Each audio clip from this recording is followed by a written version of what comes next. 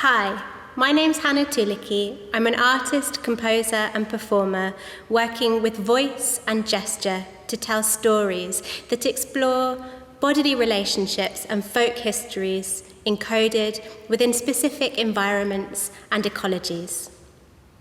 Hello everyone, thank you for joining us this evening for the next in our series of Unexpected View talks here at the National Gallery.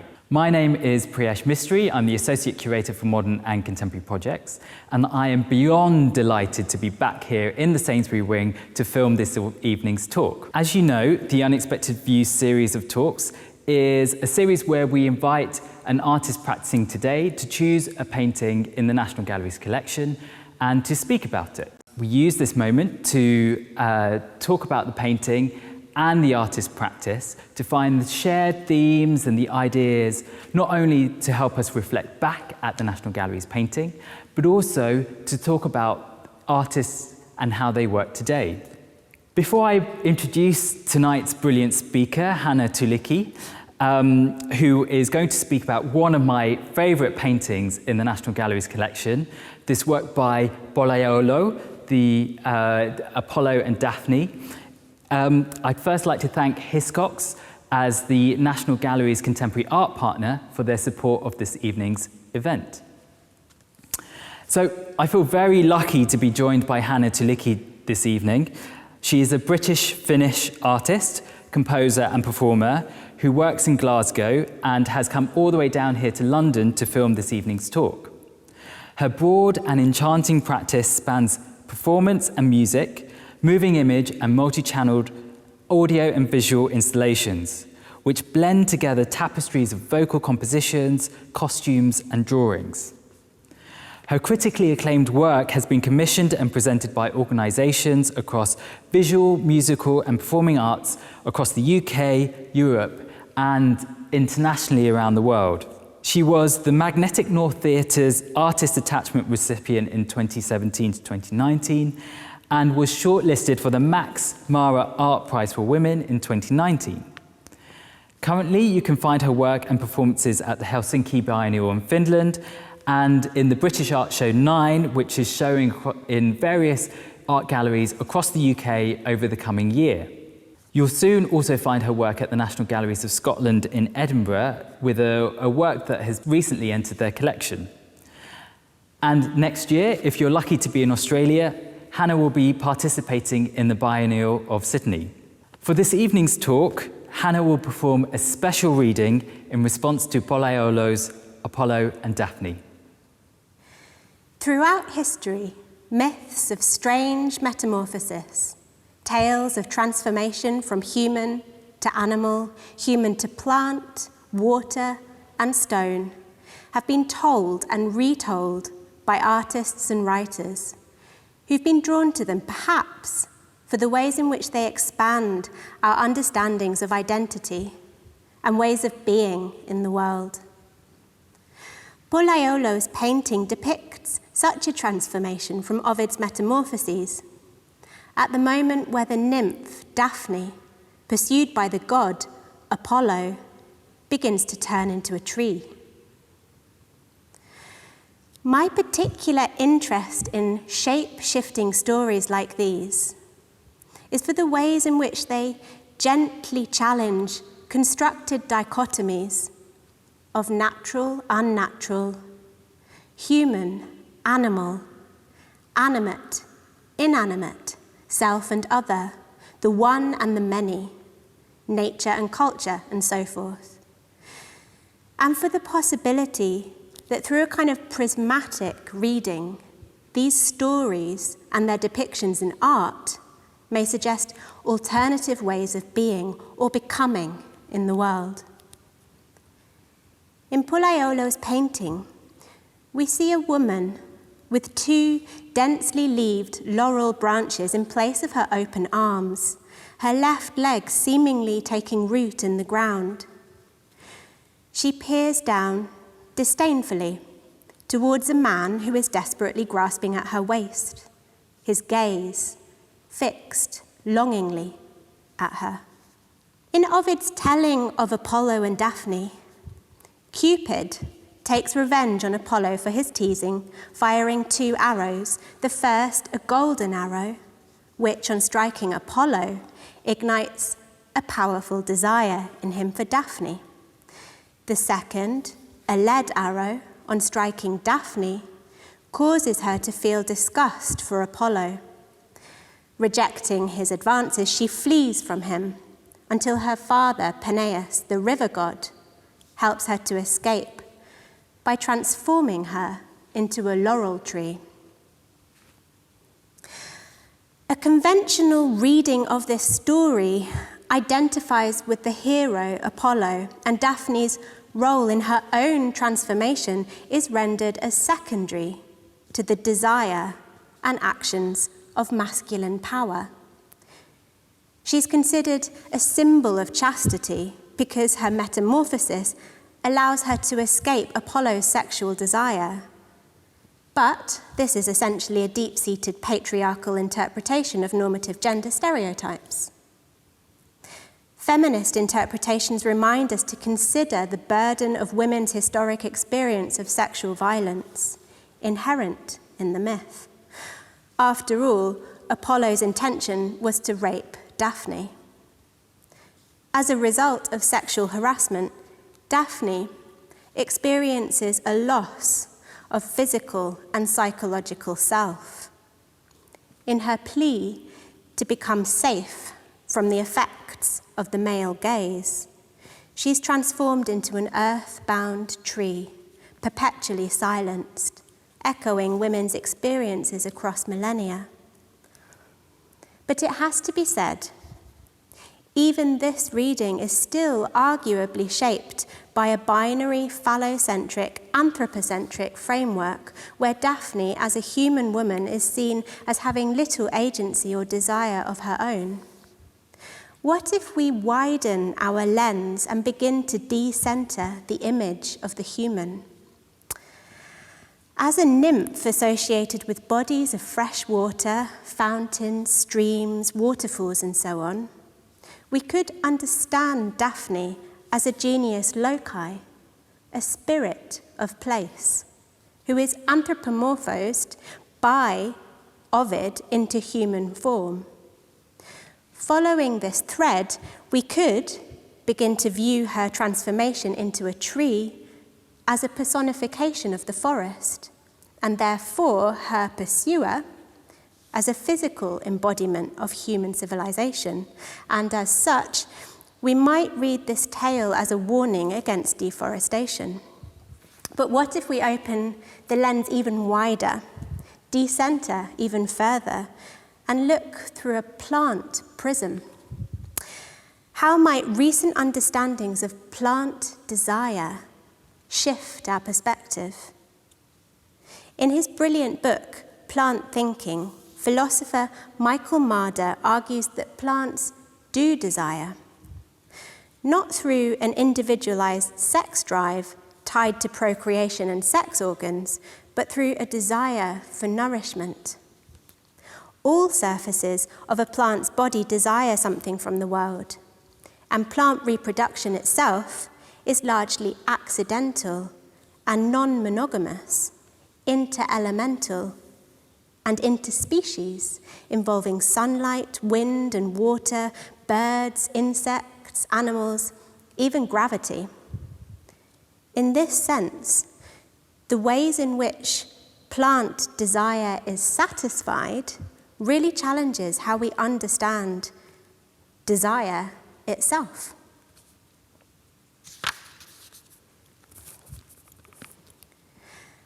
By thinking with tree in this way, there's an opportunity to rethink the structure of Daphne's desire in her story of arboreal metamorphosis. Daphne doesn't lack desire, she just doesn't want Apollo. Interestingly, her wish to remain a virgin and escape his advances is accompanied by a newfound love for tree life.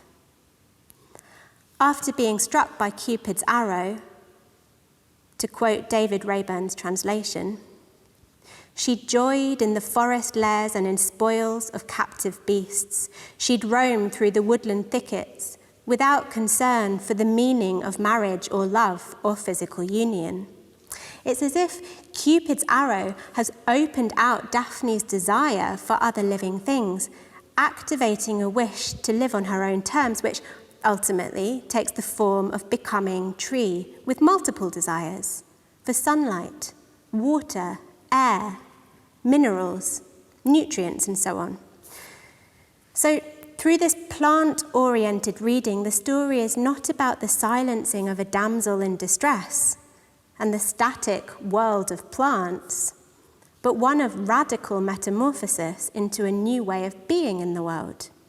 I find it exciting to view this painting through this kind of plant-thinking, queer ecological lens that decenters stories of masculine and human desire.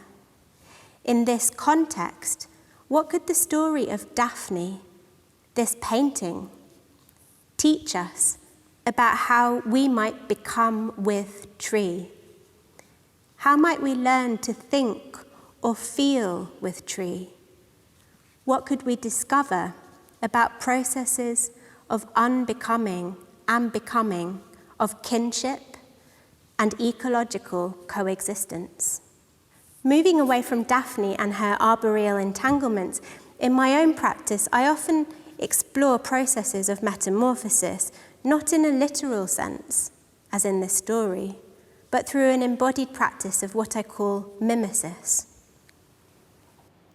Mimesis opens one's sensory awareness to other. Mimesis is a process of attunement to the more than human. Mimesis is a meeting point, a space in between. Mimesis is a way of directing attention to earth others. Mimesis is a method of thinking with and feeling with. Mimesis is an embodied practice of becoming with. But what does the word mimesis actually mean? From ancient Greek, it can mean both imitation and representation, and it has a long history in the Western philosophy of art, originating with Plato, who discussed mimesis as an element of the dramatic arts, suggesting that when actors impersonate characters in a play, they render themselves vulnerable to absorbing the qualities of those characters. I use the term to refer to a kind of imitation within music, movement, and dance, specifically the mimesis of the more than human, mimesis of various critters, of water, of weather, of complex multi-species assemblages and entanglements. Outside of Western philosophy, such practices of mimesis have existed throughout time in vernacular culture, emerging through an intimate connection with local ecologies. What might these embodied knowledges teach us about living and dying well on a damaged planet? In relation to the Apollo and Daphne painting, or maybe I'll change it, the Daphne and Apollo painting, I'm going to share a recent project, Under Forest Cover, or Metsänpeiton alla, commissioned for Helsinki Biennial 2021, which explores correspondences between humans and trees within Finnish folklore and folk practices. It's perhaps less directly mimetic than some of my other work, but it does explore similar practices of becoming with. When I started making this work, I was thinking a lot about how there's increasingly a disconnect between what's encoded in various traditions and the reality of local ecologies, threatened by climate breakdown and by the way in which land is managed.